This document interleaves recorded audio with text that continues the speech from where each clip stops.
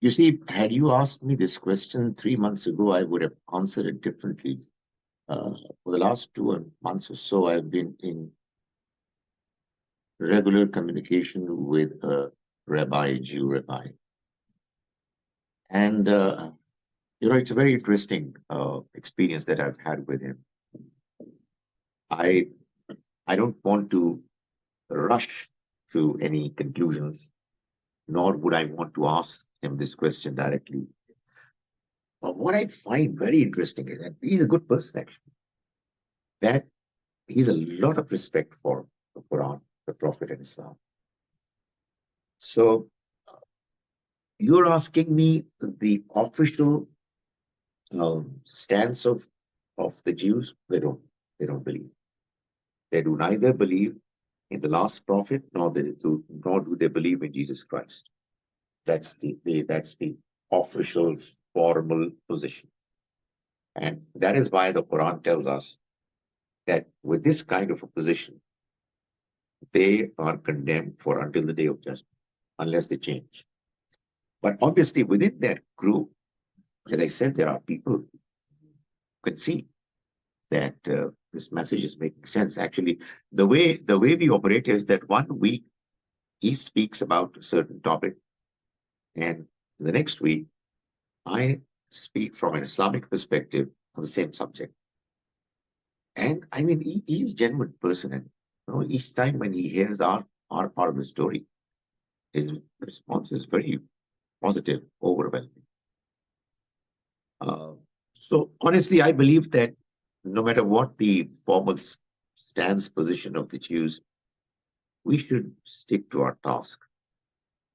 Convey, deliver the message to others, listen to what they're saying, be honest and open in the discussions, and let the Almighty decide. As I said earlier, in my opinion, we have no right to describe any human being of our times as a kafir. Because a kafir is a person who knows what the truth is and yet is rejecting it. I have no way of knowing, no source that could tell me that a certain person knows for sure that this is the truth from God and yet is rejecting it. You see, when you reject something, you are negative about it. Somebody is respecting it. It's not rejection. It's not the ideal way of dealing with it. But I'm sure that a person who says that, there's a lot of merit in what you're saying, and yet finds himself not quite as strong to openly acknowledge. I'm sure he is not somebody who is going to be condemned by the Almighty. So that's what they are.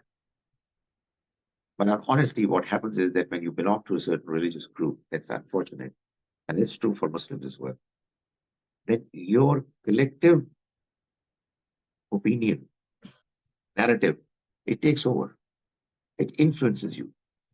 You're not able to speak out your heart, your mind. So that is what happens, when you become a part of a group. That's why sectarianism is so bad. Your independent thinking, honest probing is negatively affected. Seems like there's more of a social pressure. That's right. That's right. That's right. I feel like they respect Islam. And honestly, we should not insist that they should openly accept unless God gives them the courage to do so. I think that's true with the case of others too as well. I mean, there are people amongst Hindus as well, Christians, who are impressed.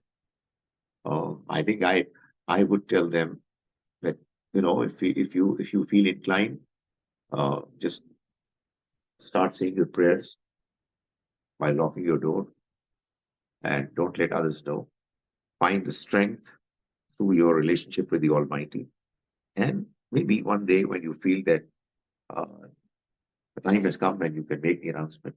Make it if you feel like, but it has to be gradual.